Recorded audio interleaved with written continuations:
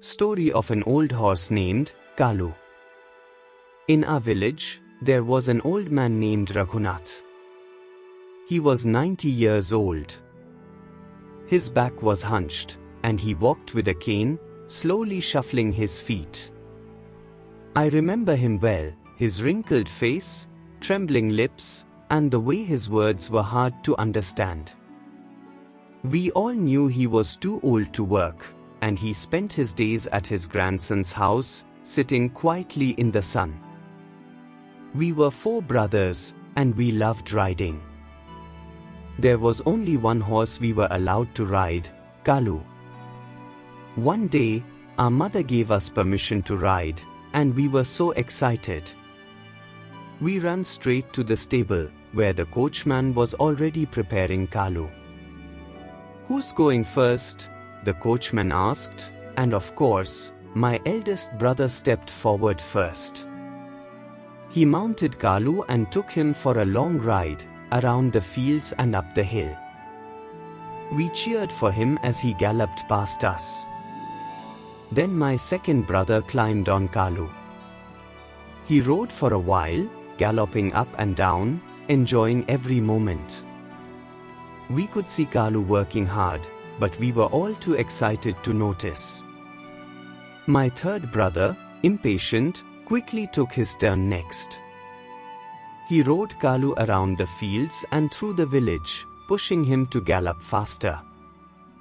By the time my turn came, Kaalu was panting heavily, and his coat was soaked in sweat. When it was finally my turn, I wanted to show my brothers how good of a rider I was. But no matter how hard I tried, Kaalu didn't want to leave the stable. I kicked him, I whipped him, but he wouldn't run. He just kept turning back toward the stable. Frustrated, I went back to the stable boy and demanded a stronger switch. "I haven't had my turn yet," I said. "Give me a proper stick, and I'll make him run." The stable boy looked at me and shook his head. He wasn't angry, but his words were calm and firm. "Babu, you don't have pity," he said. "Kaalu is old, just like Raghunath. Why should you beat him? He can barely breathe, and he's tired. He's over 20 years old now. Would you hit an old man like Raghunath and expect him to run?" His words hit me hard. I thought about Raghunath, how frail he was, and how it would be cruel to treat him the way I was treating Kaalu. I climbed down from Kaalu. When I saw him panting, his sides heaving, and his sweat-soaked body, I finally understood. I felt ashamed. I had always thought riding was as much fun for the horse as it was for me, but now I realized how hard it was for Kaalu.